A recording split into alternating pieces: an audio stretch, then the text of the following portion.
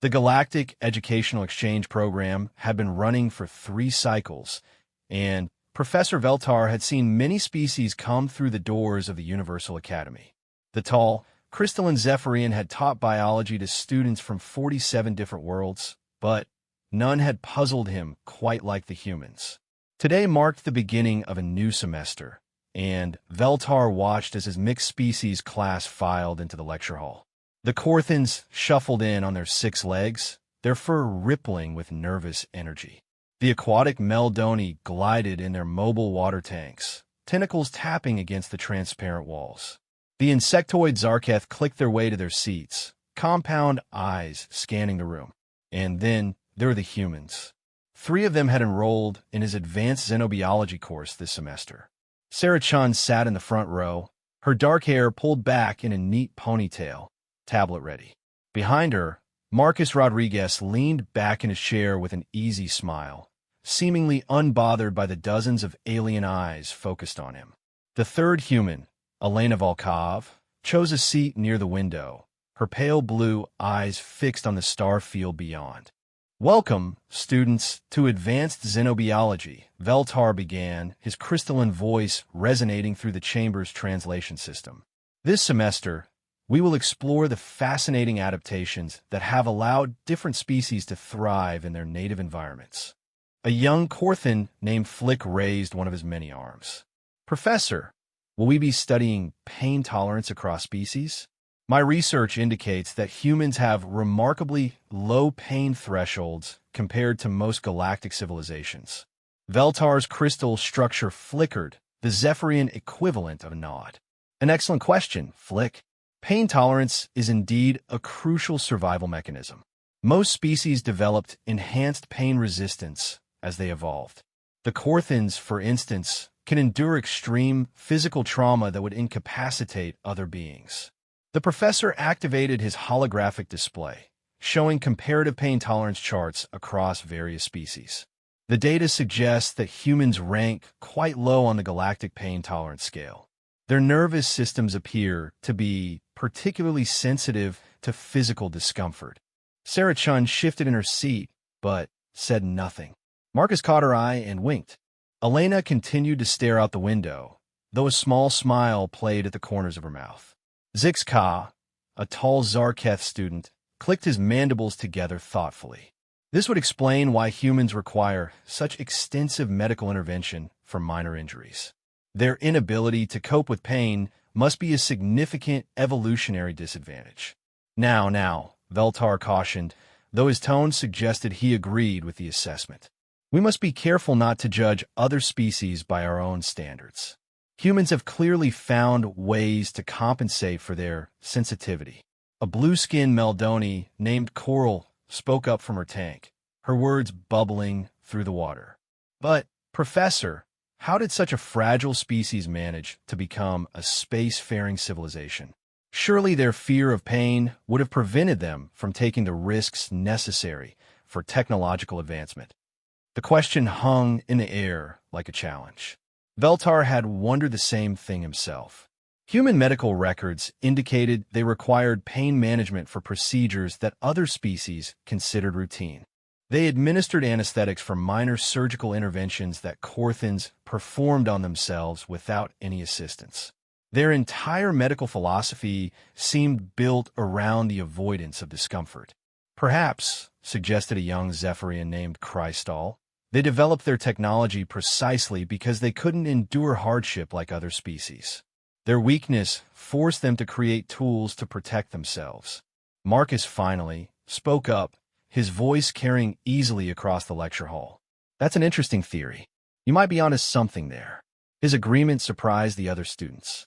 Most species became defensive when their perceived weaknesses were discussed, but the humans seemed almost amused by the conversation. Elena turned from the window, her expression thoughtful. "It's true that humans have developed quite sophisticated pain management techniques. We've had to become creative in that regard." Sarah nodded.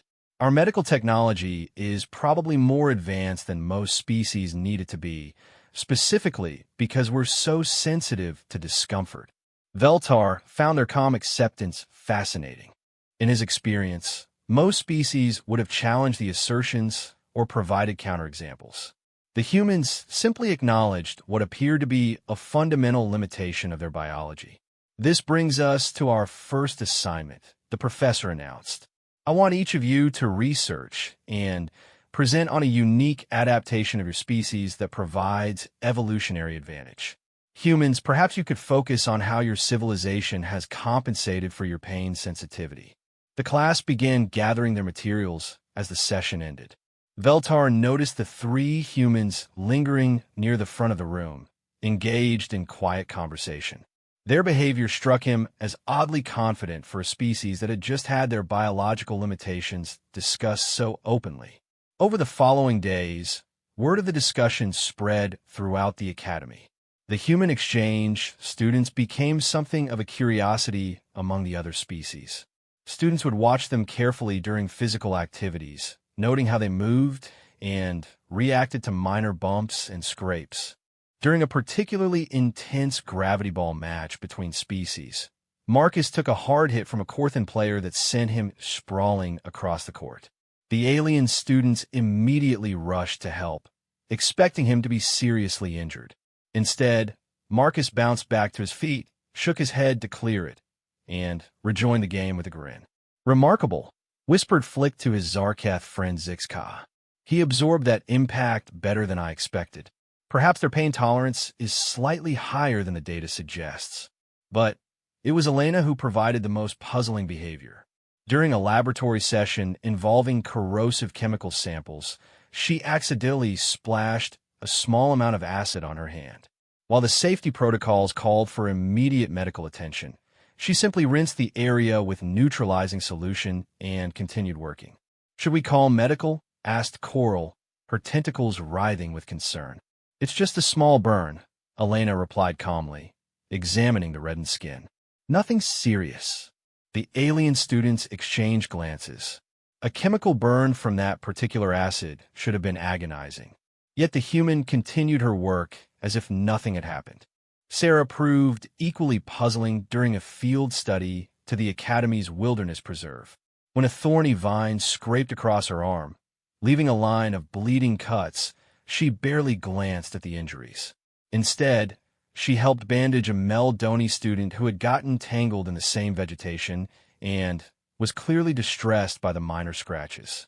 "Your pain tolerance seems variable," observed Krystal, watching Sarah work. "Sometimes you react as the data predicts. Sometimes you seem almost immune to discomfort."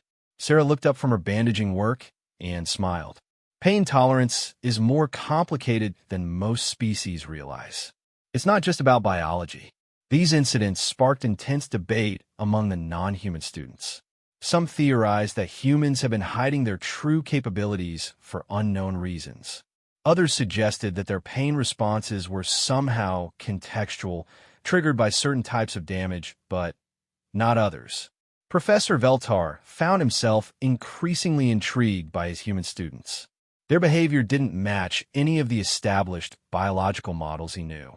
During office hours, he decided to probe deeper. "Sarah, Marcus, Elena," he said as they gathered in his crystalline office, "I must admit, your responses to physical stimuli have been unexpected. The research suggests humans are highly pain-sensitive, yet your behavior indicates otherwise." The three humans exchanged a look that Veltar couldn't interpret.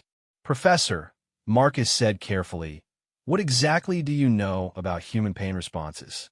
I mean, what specific research are you referencing?"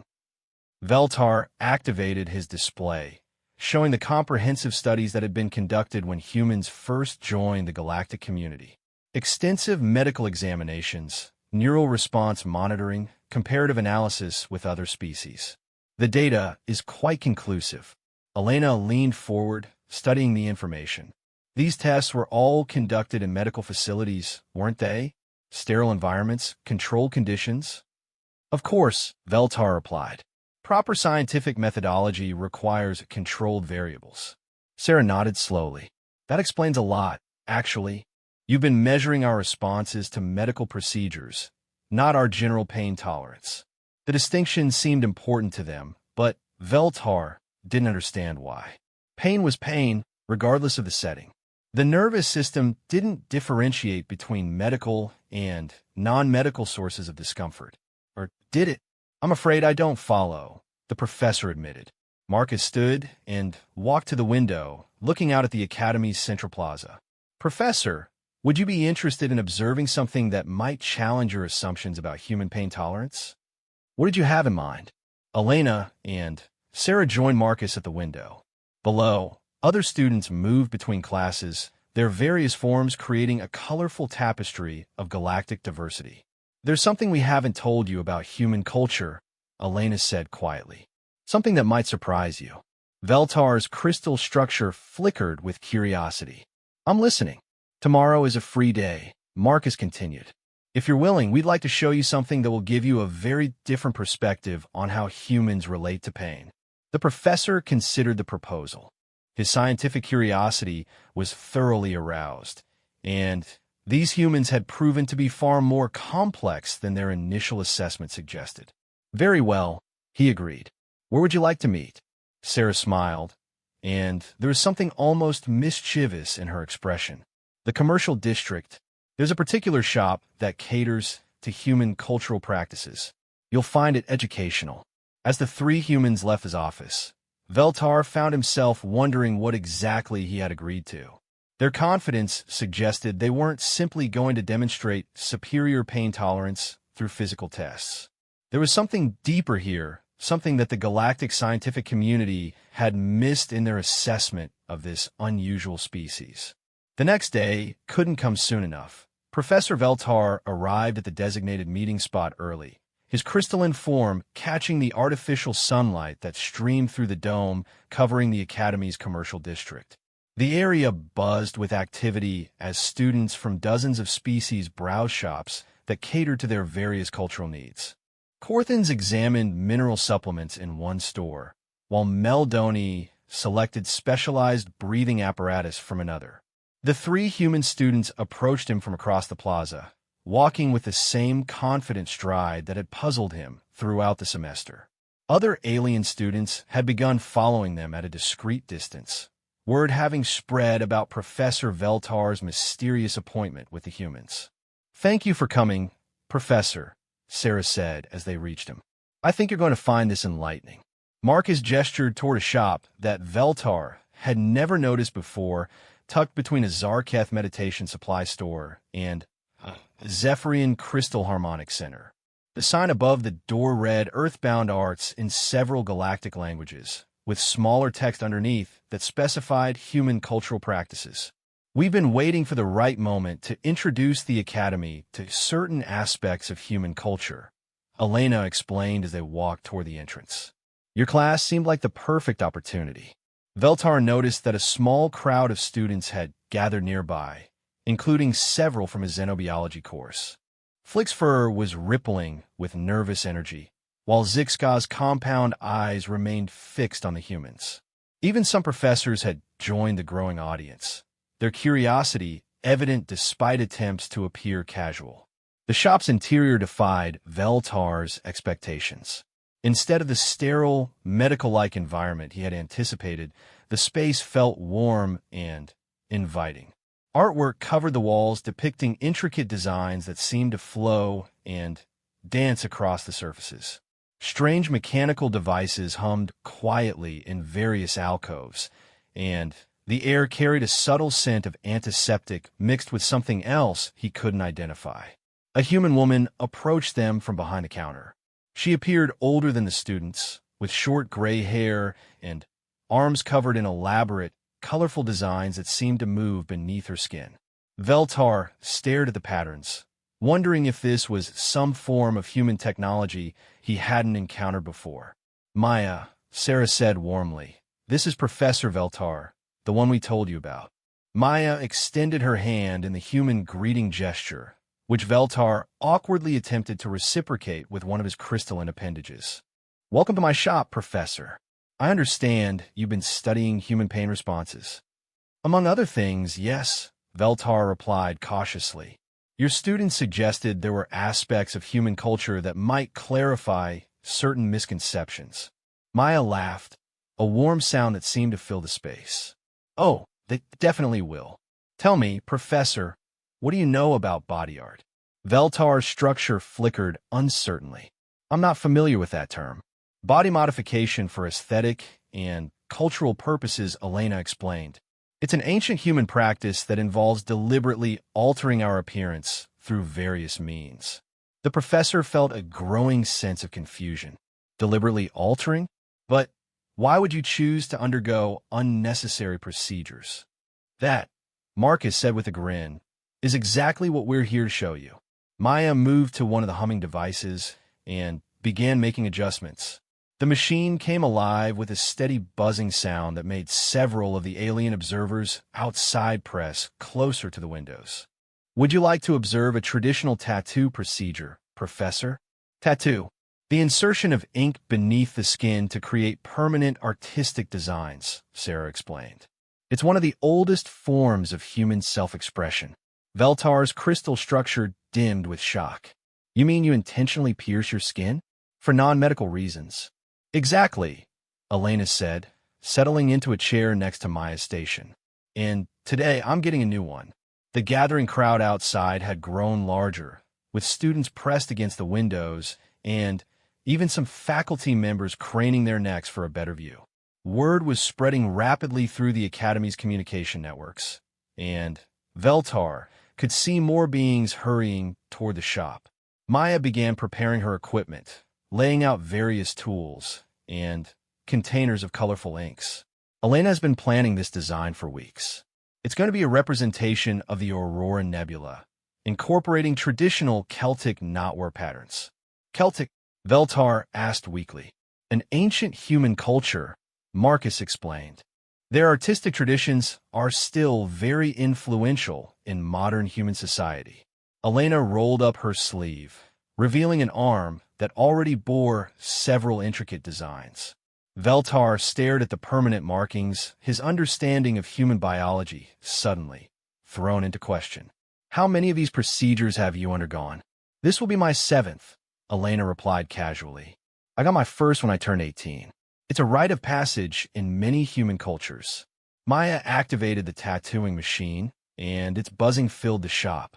The sound sent visible ripples of distress through the alien observers outside. To their ears, it sounded like a medical device, something associated with emergency treatment or surgical procedures. Professor, Sarah said quietly, I want you to watch Elena's face during this procedure. Pay attention to her expressions and body language. Maya brought the needle to Elena's skin, and Veltar watched in fascination as the sharp point began penetrating the flesh repeatedly, hundreds of times per minute. Small beads of blood appeared along the lines being drawn, and the professor's sensors detected the distinct neural signatures associated with pain. But Elena wasn't screaming. She wasn't even flinching. Instead, she was smiling. How does it feel? Maya asked as she worked, her hand steady and sure. Perfect, Elena replied, her voice completely relaxed. The nebula's center should go right about here, with the Celtic knots spiraling outward. Veltar watched in growing amazement as the procedure continued. His instruments clearly registered that Elena was experiencing significant pain, yet her behavior suggested the opposite. She chatted calmly with Maya about the design, occasionally laughing at something Marcus or Sarah said. Outside, the crowd had grown to over 100 beings. Professors from every department had arrived, along with students from dozens of species. The Academy's communication networks buzzed with real-time updates as the unprecedented demonstration continued. This is impossible, whispered Flick to anyone who would listen. The pain readings from our sensors show levels that would incapacitate most species. Yet she appears to be enjoying it. Dr. Karneff, the Academy's head of xenopsychology, pushed through the crowd to get a better view. Her tentacled Meldoni form pressed against the window as she observed the procedure with professional fascination. After an hour, Maya paused to clean the partially completed design. The outline of a nebula was clearly visible, surrounded by intricate knotwork that seemed to flow naturally with the contours of Elena's arm. How are you doing? Maya asked. Elena examined the work in a mirror. It's beautiful. The shading on the nebula's edge is exactly what I imagined. Veltar finally found his voice. Elena, my readings indicate you have been experiencing continuous pain for the past hour. How is this possible? Elena turned to face him, and the professor was struck by the genuine happiness in her expression. Professor, what do you know about the difference between pain and suffering? I don't understand the distinction. Sarah stepped forward. Pain is a biological signal, Professor. It tells us when our body is being damaged. But suffering is psychological. It's what happens when we interpret that signal as something unwanted or threatening. Marcus nodded. For Elena, and for millions of humans throughout history, the pain of getting tattooed isn't suffering. It's part of the process of creating something beautiful and meaningful. But the discomfort is real, Veltar protested. Your nervous system is being stimulated in precisely the same way it would be during an injury. Absolutely, Elena agreed. But context matters more than you might think. This pain has purpose. It's chosen, controlled, and creates something I'll carry with pride for the rest of my life. Maya resumed her work, and the buzzing filled the shop once again. Professor, in human culture, we have many practices that involve chosen pain. Tattooing, piercing, certain sports, even some forms of meditation. The ability to transform pain into something meaningful is one of our defining characteristics. Dr. Karnath managed to make her way into the shop, her tentacles writhing with scientific excitement. This is remarkable. You're telling us that humans can simply choose not to suffer, even while experiencing significant pain. It's more complicated than that, Sarah explained. It takes practice, cultural context, and personal meaning. But yes, humans can learn to experience pain without the fear and distress that usually accompany it. The crowd outside had grown even larger, with beings from species that rarely interacted now standing side by side, united in their fascination with this demonstration. The Academy's administrative staff had arrived to manage the gathering, setting up barriers and crowd control measures. Elena's tattoo session continued for another 2 hours, as Maya added intricate details to the nebula and completed the complex Celtic knotwork. The alien observers watched in stunned silence. Their instruments consistently registered pain levels that should have been unbearable, yet Elena remained calm, engaged, and clearly happy with the process. When Maya finally shut off the machine and cleaned the completed tattoo, a collective gasp rose from the crowd outside. The finished artwork was stunning, a swirling representation of cosmic beauty that seemed to glow against Elena's skin. It's perfect, Elena said, examining the work in the mirror. Thank you, Maya. As Maya applied protective bandaging to the fresh tattoo, she addressed Professor Veltar directly. This is just one example, Professor. Human culture includes many practices that would challenge your assumptions about our relationship with pain. Martial arts, endurance sports, body modification, spiritual practices, even some forms of cooking. Cooking? Veltar asked weakly. Marcus laughed. Wait until you learn about hot peppers, Professor. Humans actively seek out food that causes pain because we enjoy the experience. Dr. Karnath was furiously taking notes on her portable device. This changes everything we thought we knew about human psychology and physiology. The implications for xenobiology, xenopsychology, even philosophy are staggering. Elena stood and stretched, seemingly unbothered by the fresh trauma to her arm. The real question, Professor, is why other species haven't developed similar relationships with pain. What we've shown you today isn't unusual for humans. It's actually quite common. Outside, the crowd was beginning to discuss what they had witnessed. Excited conversations in dozens of languages filled the commercial district as beings tried to process the implications of what they had seen. Professor Veltar looked at his 3 human students with new eyes. You've fundamentally challenged everything the galactic scientific community believes about your species. Why hasn't this been documented before? Sarah, Marcus, and Elena exchanged another one of their meaningful looks. Because, Sarah said with a mysterious smile, you've only been looking at one aspect of human culture. What we've shown you today is just the beginning. The Academy buzzed with excitement for days following Elena's tattoo demonstration. Students clustered in groups throughout the corridors, debating theories about human pain tolerance and cultural practices. The footage of the procedure had been shared across academic networks throughout the galaxy, sparking intense discussions among xenobiologists, philosophers, and cultural anthropologists. Professor Veltar found himself at the center of unprecedented academic attention.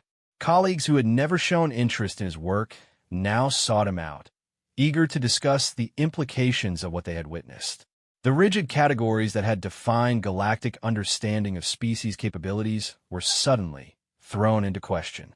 During his next lecture, the hall was packed beyond capacity. Students from every department had crowded in, with many standing along the walls and sitting in the aisles. Several professors occupied the back rows, their various forms creating a rainbow of galactic diversity. The three human students sat in their usual spots, appearing remarkably calm given the intense scrutiny focused on them. Today's lesson, Veltar began, his crystalline structure flickering with nervous energy, will explore the relationship between physiology and psychology in pain perception. Recent observations have suggested that our understanding of this relationship may be incomplete. A young Zephyrian named Prism raised her crystalline appendage. "Professor, is it true that humans can simply choose not to feel pain?" Sarah Chun leaned forward. "That's not quite accurate. We feel pain just like any other species. The difference is in how we process and respond to that sensation." Dr. Karnath, who had become a frequent observer of Veltar's classes, spoke from the back of the room. "Could you elaborate on that distinction?" Marcus stood and addressed the packed auditorium. "Think about it this way. When you accidentally touch something hot, your immediate response is to pull away. That's a purely biological reaction designed to prevent tissue damage. But what happens after that initial response depends largely on context and choice." Elena nodded. "For humans, pain isn't just a warning signal. It's also a form of information that we can learn to interpret and use. In some situations, we choose to experience pain because it serves a greater purpose." Zixka clicked his mandibles thoughtfully. "But surely there must be limits to this ability. The neural pathways involved in pain perception are fundamental to biological survival." "You're absolutely right," Elena agreed. "We can't simply ignore severe injuries or life-threatening conditions. But there's a huge spectrum between minor discomfort and serious danger, and humans have learned to navigate that spectrum in ways that apparently surprise other species." Coral, the Meldoni student, bubbled her question through her tank's communication system. "What other examples exist of humans choosing to experience pain?" The three humans exchanged glances, and Veltar recognized the look that had preceded the tattoo demonstration. "Well," Marcus said slowly, "there are quite a few. Elena showed you body modification. But humans also engage in activities like martial arts training, endurance athletics, extreme sports, and various forms of personal challenge that involve deliberately facing discomfort." A Corthan student named Bristle shifted nervously. "Extreme sports? You mean humans engage in dangerous activities for recreational purposes?" Sarah laughed. "That's probably an understatement. Humans have been known to jump out of perfectly functional aircraft, climb mountains in blizzards, surf massive ocean waves, and race vehicles at speeds that would be considered reckless by most species standards." The alien students murmured among themselves, clearly disturbed by these revelations. Dr. Karnath raised her tentacles for attention. "Are you saying that humans actively seek out dangerous situations? How did your species survive long enough to develop spaceflight?" "That's the fascinating part," Elena replied. "The same traits that make humans willing to endure pain and face danger are also what drive us to explore, innovate, and push boundaries. The willingness to accept discomfort in pursuit of a goal is fundamental to human achievement." Professor Veltar activated his holographic display, showing the original pain tolerance data that had started this discussion. But these medical assessments clearly show that humans have lower pain thresholds than most galactic species. How do you reconcile that with what you're describing? Marcus pointed to the data. Look at the testing conditions, Professor. Sterile medical environment, unknown procedures, no personal choice in the matter. Under those circumstances, most humans would indeed show high sensitivity to pain. We're conditioned to view medical pain as a warning of something wrong. Sarah stood and walked to the display, pointing at specific measurements. But change the context, and the results change dramatically. Give a human a reason to endure pain, make it their choice, and connect it to something they value, and suddenly those same neural pathways behave very differently. The crowd stirred with excitement as the implications became clear. You're describing a psychological override of biological systems, Dr. Karnath observed. The same nervous system producing completely different responses based on mental state and cultural context. Exactly, Elena confirmed. And it's not just pain. Humans can also push their physical capabilities far beyond normal limits when motivated by the right circumstances. Adrenaline, determination, and purpose can temporarily make us much stronger, faster, and more resilient than our baseline biology suggests. Flick's fur was rippling rapidly. This sounds almost like a transformation ability. Do humans have some form of control mutation? Marcus shook his head. It's not a physical change. It's more like unlocking potential that's always been there. Every human has the capacity for these responses, but we need the right triggers to access them. Prism asked, what kinds of triggers activate these abilities? The three humans looked at each other again, and Veltar realized they were about to reveal something else significant. Protection of others, Sarah said quietly. Nothing brings out human capabilities quite like the need to defend someone we care about. Elena nodded. Extreme circumstances that require extraordinary responses. Humans in crisis situations have been known to lift objects that should be physically impossible for them to move, run faster and farther than they ever have before, and endure conditions that would normally be fatal. In competition, Marcus added with a grin, humans are highly competitive beings.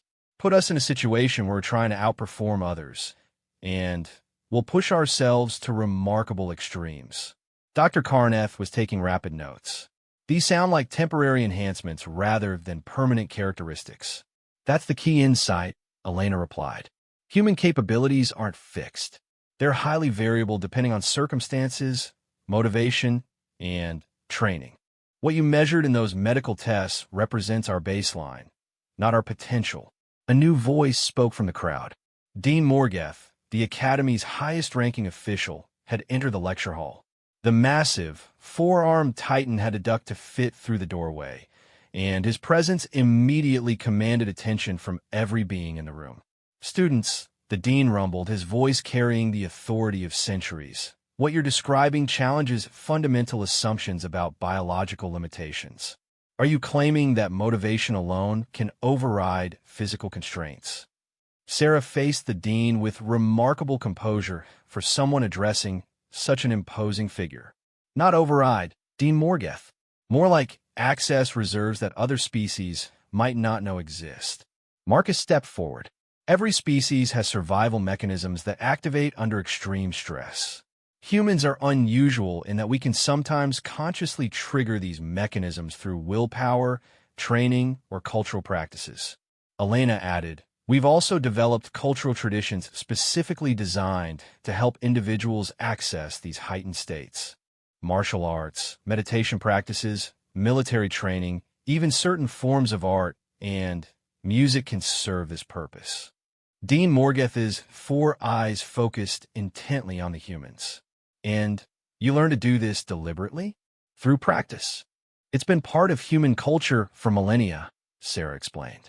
Every human civilization has developed techniques for pushing beyond perceived limitations.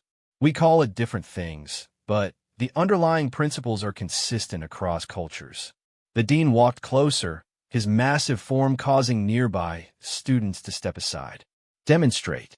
The single word carried the weight of absolute authority, but the humans didn't seem intimidated. What kind of demonstration would you find convincing? Marcus asked, something that clearly shows the difference between baseline human capabilities and what you achieve through these cultural techniques. Elena looked thoughtful. We could arrange something, but it would require specific equipment and controlled conditions. What we're describing isn't a party trick. It's a fundamental aspect of human psychology and physiology. Professor Veltar suddenly understood what was happening. You're offering to provide scientific proof of your claims. If the Academy is interested, Sarah confirmed, we think it would be valuable for galactic civilization to understand human capabilities more accurately. The current assessments are based on incomplete data. Dr. Karnath raised her tentacles excitedly. The implications for xenobiology alone would be revolutionary. If humans can consciously modify their physical and mental performance through cultural practices, what other species might have similar hidden capabilities? Dean Morgeth considered this for a long moment. Very well. I authorize a formal investigation into human performance variables. Professor Veltar, you'll lead the research team. Dr. Karnath, you'll handle the psychological assessments. I want comprehensive documentation of everything these students are claiming. The packed auditorium erupted in excited discussions as beings from dozens of species began contemplating the possibilities. If humans could transcend their apparent limitations through training and culture, perhaps other species have been similarly underestimated. Veltar looked at his 3 human students with new respect. When did you plan all this? Elena smiled. We didn't plan it, Professor.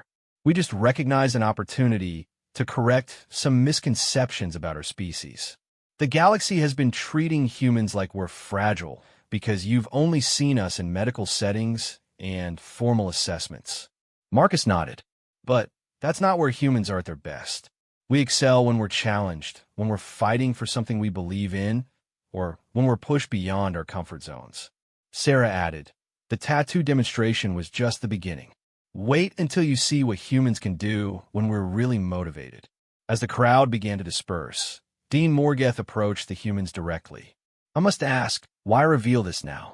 Your species could have maintained the advantage of being underestimated. Elena's expression grew serious. Because being underestimated isn't always an advantage, Dean. It means other species don't trust us with important responsibilities, don't include us in critical decisions, and don't see us as capable partners in galactic affairs. Marcus continued, humans want to contribute fully to galactic civilization. But we can't do that if everyone thinks we're too fragile to handle challenges. Sarah concluded, it's better to be respected for what we can actually do than to be protected because of what people think we can't handle. Dean Morgeth's expression suggested approval. Wisdom beyond your apparent years. Very well, humans.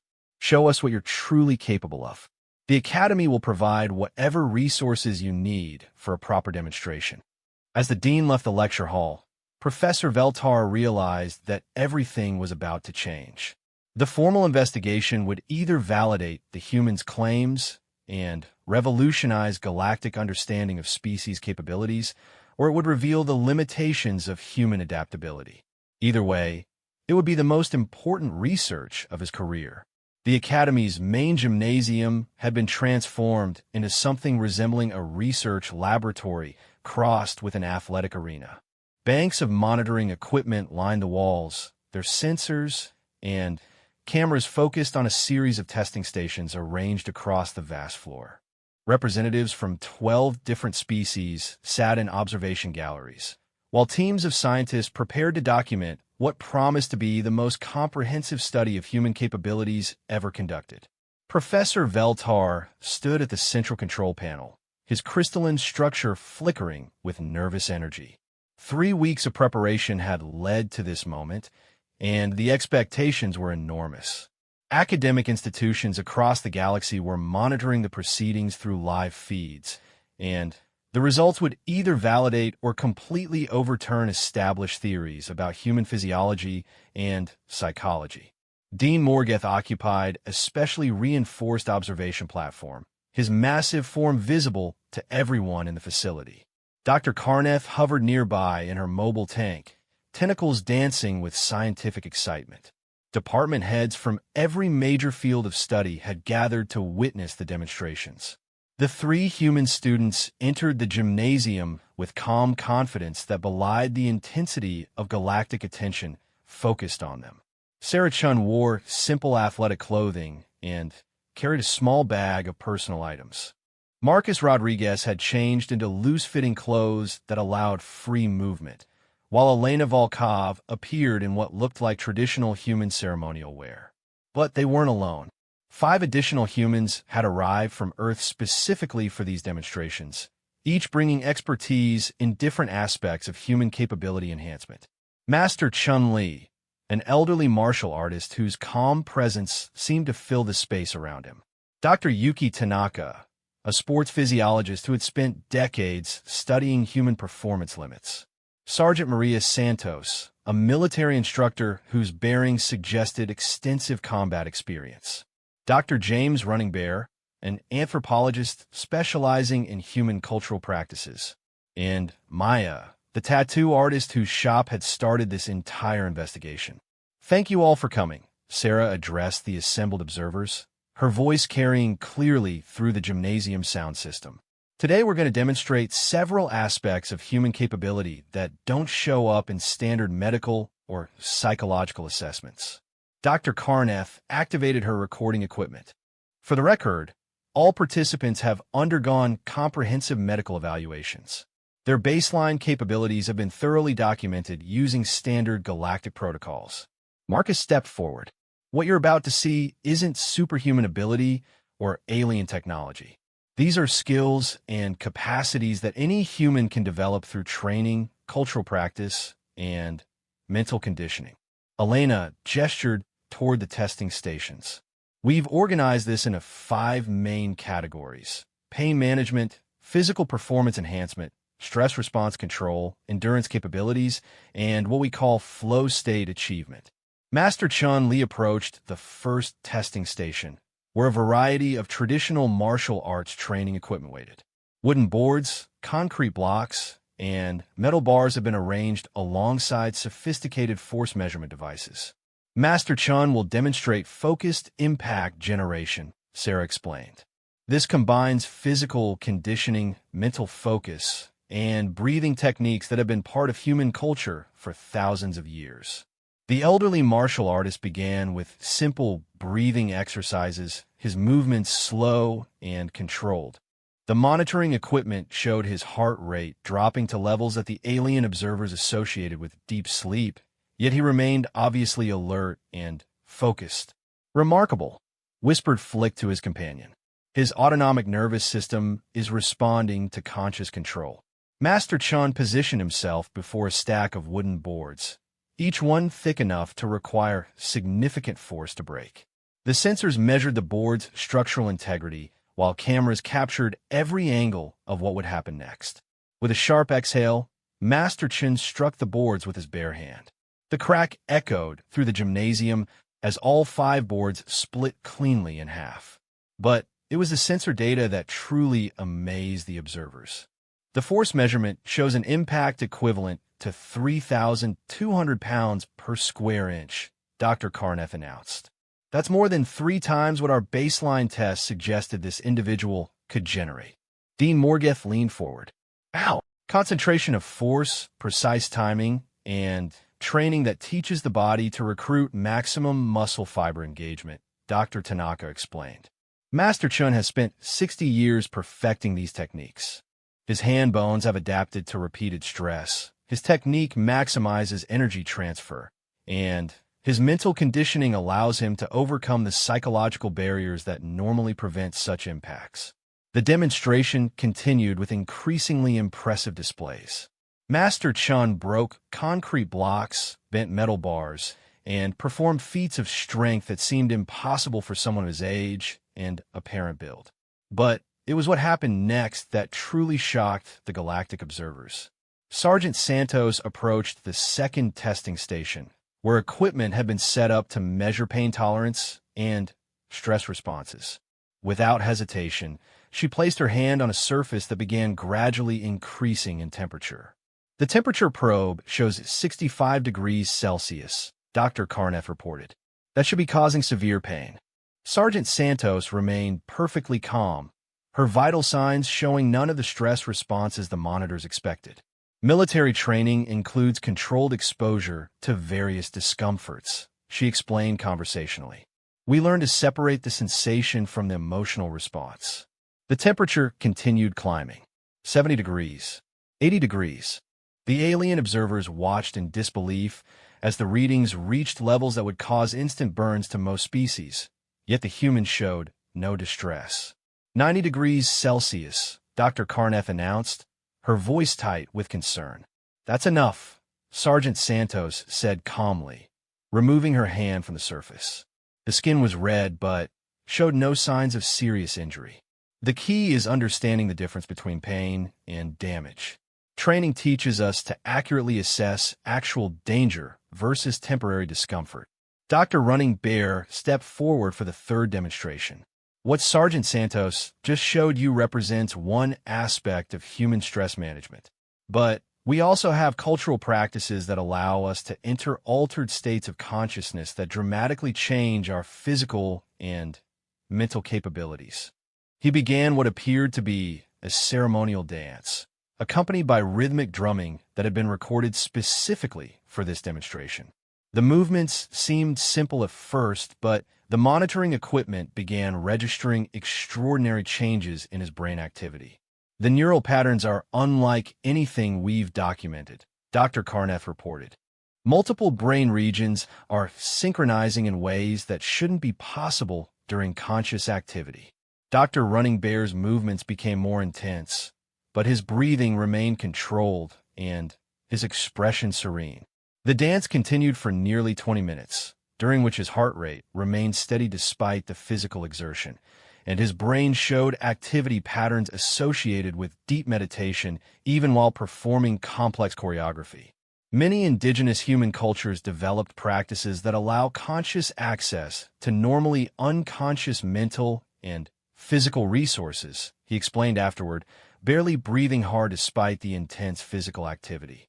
These techniques can enhance everything from pain tolerance to problem-solving ability to physical coordination. Elena approached the fourth station with Dr. Tanaka. Now we'll demonstrate human endurance capabilities under controlled conditions. The setup included a treadmill connected to comprehensive monitoring systems, along with equipment designed to measure oxygen consumption, lactic acid production, and various other physiological markers. Dr. Tanaka will run for 1 hour at a pace that our baseline tests indicated she could maintain for no more than 15 minutes, Elena explained. But that's impossible, protested a Zarketh observer. The metabolic demands would exceed her body's ability to supply energy. Dr. Tanaka began running at the prescribed pace while explaining her technique. Humans can train their bodies to become remarkably efficient at energy production and utilization. But more importantly, we can train our minds to override the psychological barriers that normally cause us to stop exercising long before we reach true physical limits. As she ran, Dr. Tanaka maintained a steady commentary on the mental techniques she was employing: visualization, breathing control, attention management, and what she called reframing of discomfort signals. 20 minutes into the run, she should have been exhausted according to the baseline measurements. Instead, she appeared to be settling into a sustainable rhythm. The fascinating thing about human endurance, she continued, her voice still clear and strong, is that what most people think are physical limitations are actually psychological ones. The body can do far more than the mind typically allows. 30 minutes. 45 minutes. The alien observers watched in amazement as she completed the full hour, her pace never faltering. Metabolic efficiency improved by 34% compared to baseline measurements, Dr. Karneff announced. Lactic acid production was 40% lower than predicted, and psychological stress markers remained minimal throughout the exercise. The final demonstration involved all three original students working together in what Sarah described as a flow state exercise. Flow state is a psychological condition where humans can access peak performance across multiple domains simultaneously, she explained. Enhanced focus, increased physical capability, accelerated learning, and what many humans describe as a sense of time distortion. The three humans began a complex partner routine that combined elements of martial arts, dance, and acrobatics. Their movements were perfectly synchronized despite the apparent improvisation, and the difficulty level increased steadily throughout the performance. Notice the brain activity patterns Dr. Karnath reported. All three individuals are showing identical neural synchronization. It's as if their consciousness is somehow linked. The routine included feats of balance, timing, and coordination that seemed to defy the laws of physics. Marcus caught Sarah in midair during a complex leap, while Elena simultaneously performed a series of moves that required perfect timing with her partner's actions. This level of coordination should be impossible without extensive rehearsal, observed Dean Morgeth. We've never practiced this routine together, Elena replied while maintaining perfect balance in an impossible-looking position. Flow state allows humans to perform beyond their trained capabilities by accessing intuitive responses and enhanced sensory processing. The demonstration concluded with all three humans in a perfectly balanced formation that looked more like sculpture than athletic achievement. As they held the position, Sarah addressed the silent audience. What you've seen today represents capabilities that exist in every human being. These aren't genetic mutations or technological enhancements. They're skills that can be learned, states that can be achieved, and potentials that can be unlocked through training and culture. Marcus added, the medical assessments that classified humans as pain-sensitive and physically limited weren't wrong. They just measured us in the wrong context. Humans excel when we're challenged, when we're motivated, and when we're operating according to our cultural values. Elena concluded, the question isn't whether humans are strong or weak, pain-tolerant or pain-sensitive. The question is what conditions bring out the best in human capabilities and how we can contribute those capabilities to galactic civilization. The gymnasium fell silent as the observers absorbed what they had witnessed. 5 hours of demonstrations had completely overturned established understanding of human limitations. Dean Morgeth was the first to speak. The implications of what we've witnessed today extend far beyond xenobiology. If humans can consciously access enhanced capabilities through training and cultural practices, it raises fundamental questions about the nature of consciousness, the relationship between mind and body, and the potential that may exist in all species. Dr. Karnath's tentacles writhed with excitement. The research possibilities are endless. We need to study not just human capabilities, but the training methods that develop them, the cultural practices that support them, the psychological states that enable them. Professor Veltar found himself looking at his human students with something approaching awe. You didn't just demonstrate superior capabilities. You've shown us that the boundaries we thought were absolute may actually be negotiable. Sarah smiled. That's the most important lesson, Professor. Humans don't accept limitations as permanent conditions. We see them as problems to be solved, barriers to be overcome, or challenges to be met. As the formal documentation of the demonstrations began, representatives from every major galactic institution were already making plans to revise their understanding of human capabilities. The species that had been classified as fragile and pain-sensitive was revealing itself to be something far more complex and impressive. But more importantly, the demonstrations had raised a crucial question that would drive research for generations to come. If humans could transcend their apparent limitations through conscious effort and cultural training, what other impossible capabilities might exist among the galaxy's civilizations? The age of underestimating human potential was over. The age of discovering what humans could really accomplish was just beginning. 6 months after the Academy demonstrations, The galaxy had transformed its understanding of human capabilities, but the real changes were only beginning to manifest in ways that surprised everyone involved. Professor Veltar stood in his newly expanded laboratory, watching data streams from research stations across 12-star systems.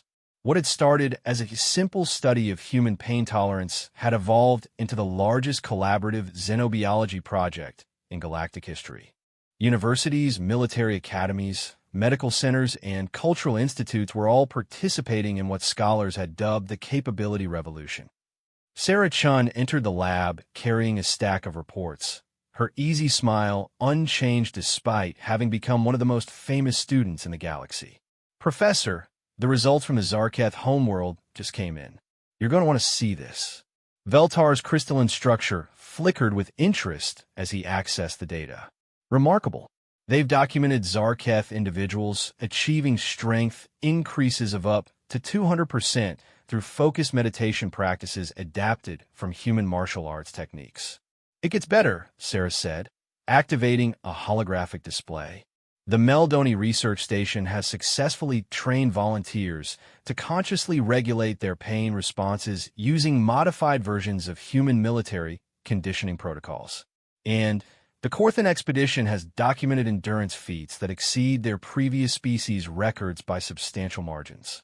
Marcus Rodriguez joined them, followed by Elena Volkov and the team of human specialists who had decided to remain at the Academy as permanent research faculty.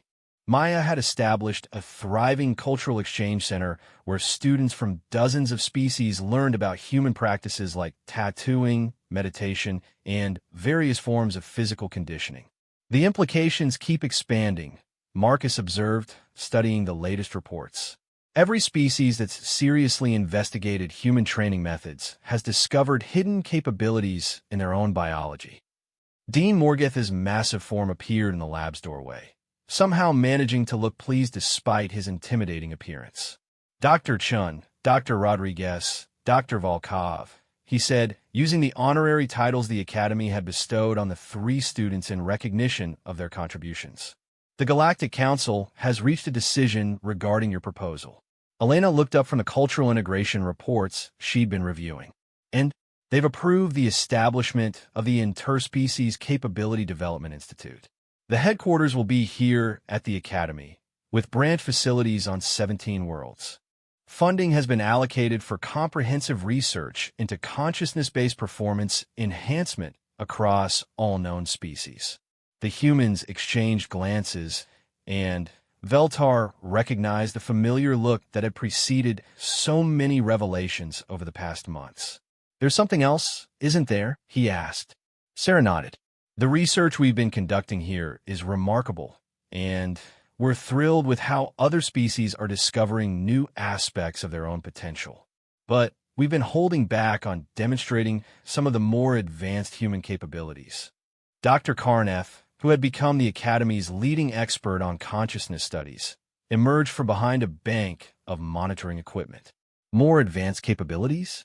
We've documented pain tolerance that seemed impossible, strength that defied medical predictions, endurance that surpassed all previous records, and coordination that approached telepathic levels."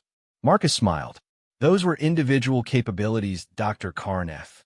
We haven't shown you what happens when humans work together in larger groups under extreme circumstances." The implications sent a ripple of excitement through the gathered researchers. "Group consciousness effects?" Dr. Karneff asked, her tentacles writhing with scientific curiosity. Elena nodded. "Humans have been developing collective enhancement techniques for millennia. Military units that function as single organisms. Research teams that achieve breakthrough discoveries through synchronized mental states. Athletic teams that perform beyond the sum of their individual capabilities. Artistic collaborations that create works no individual could conceive alone." Dean Morgeth settled into the lab's reinforced chair, his 4 eyes focusing intently on the humans. "You're describing emergent capabilities that arise from group interactions." "Exactly," Sarah confirmed. "And the effect scale? Small human groups can achieve remarkable things. Larger groups can accomplish the seemingly impossible.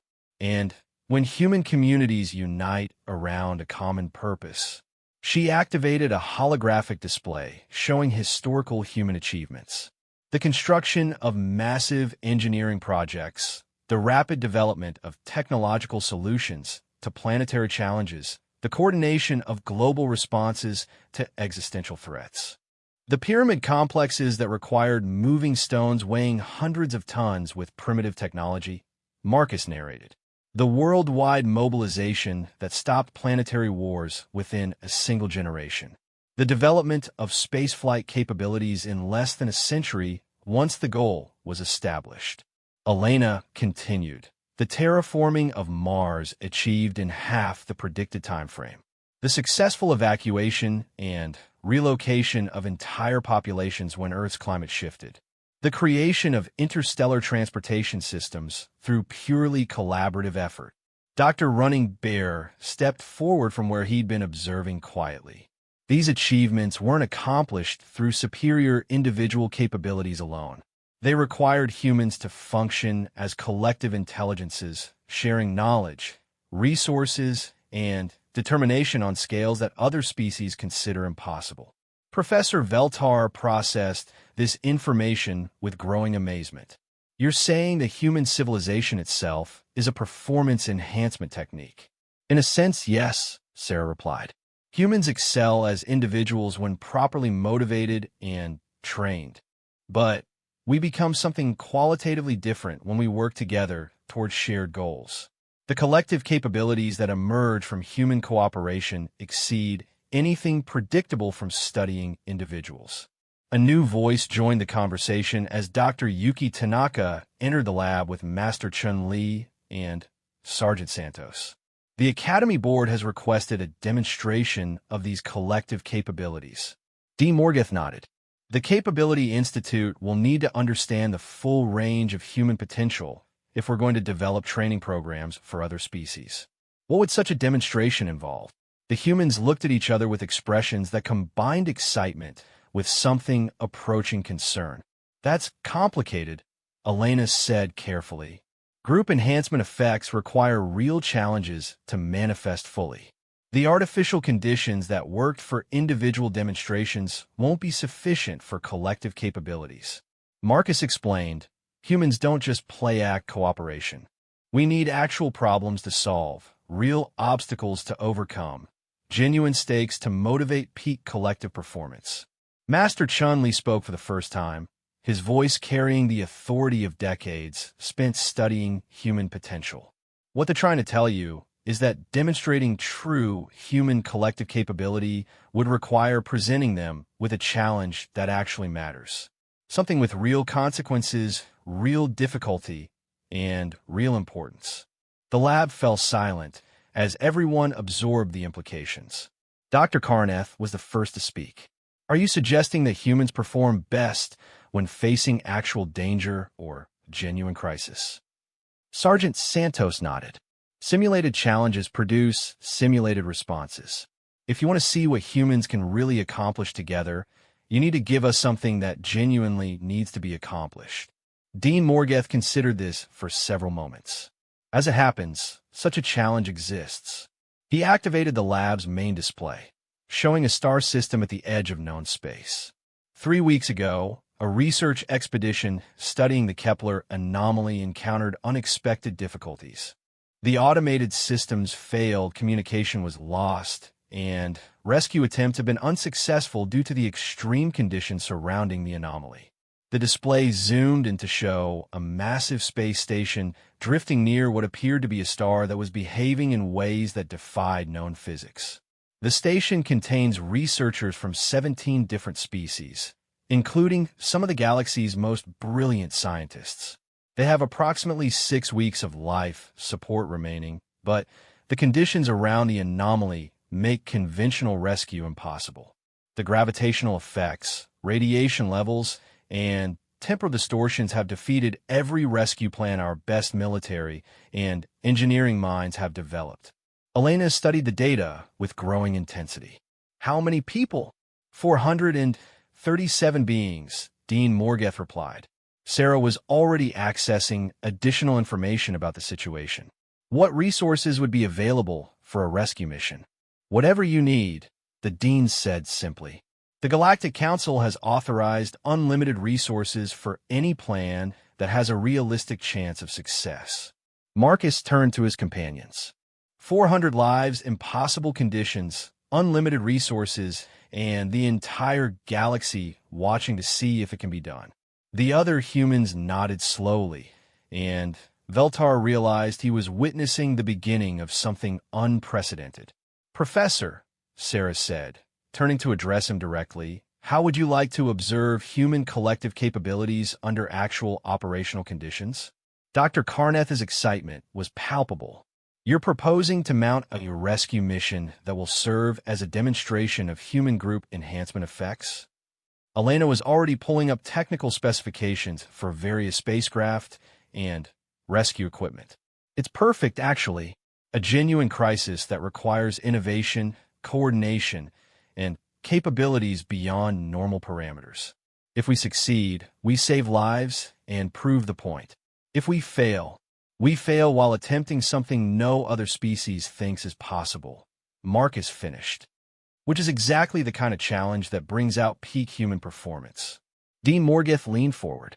You're serious about this? Master Chun Li stepped forward. Dean Morgeth, you asked to see human collective capabilities. This situation requires exactly the kind of response that demonstrates what humans can accomplish when properly motivated and working together. Sergeant Santos added. Military assessment suggests conventional rescue approaches have a near-zero probability of success. That makes this precisely the type of impossible problem that human teams are designed to solve. Dr. Tanaka was already accessing the physiological and psychological data about the trapped researchers. The time pressure, the technical challenges, the lives at stake, these factors will activate every aspect of human performance enhancement we've been studying. Professor Veltar found himself witnessing history in the making. You're not just proposing a rescue mission. You're offering to demonstrate human capabilities at the level of species achievement rather than individual performance. Sarah nodded. The individual demonstrations showed you what humans can do. This will show you who humans are. Elena continued. But, Professor, this isn't just about humans anymore. The research over the past 6 months has shown that other species have their own hidden capabilities. A mission like this would be an opportunity for true interspecies collaboration using all the enhancement techniques we've been developing. Marcus smiled. What if the rescue team included not just humans working at peak collective capability, but also members from other species who've learned to access their own enhanced states? Zarketh strength specialists, Meldoni pain tolerance experts, Korthan endurance champions, Zephyrian coordination masters. The possibilities hung in the lab's air like an electric charge. Dean Morgeth's expression suggested he was beginning to grasp the full implications of what was being proposed. A rescue mission that demonstrates not just human collective capabilities, but the potential for galaxy-wide cooperation using consciousness-based performance enhancement, he said slowly. The mission itself becomes the ultimate proof of concept for the entire capability revolution. Dr. Karneth's tentacles were dancing with excitement. The research value alone would be enormous. But, more importantly, if it succeeds, it establishes a new standard for what civilized beings can accomplish together. Sarah looked around the room at the assembled researchers, all of whom had become invested in understanding the true potential of galactic civilization. So, she said quietly, shall we go save some lives and change the galaxy's understanding of what's possible? The unanimous agreement that followed marked the beginning of the most ambitious rescue mission in galactic history and the ultimate demonstration of what humans and their allies could accomplish when properly motivated. In the weeks that followed, as the rescue mission took shape and teams from multiple species trained together using human enhancement techniques, one thing became clear. The galaxy would never again underestimate what any species could achieve when they combined determination, training, and the courage to attempt the impossible. The age of human potential had become the age of galactic potential, and the rescue of the Kepler Research Station would prove that some limitations existed only in the minds of those who accepted them as permanent. But that, as humans would say, is another story entirely. And somehow, watching his 3 human students discuss preparations for their demonstration, he suspected the galaxy was in for quite a surprise.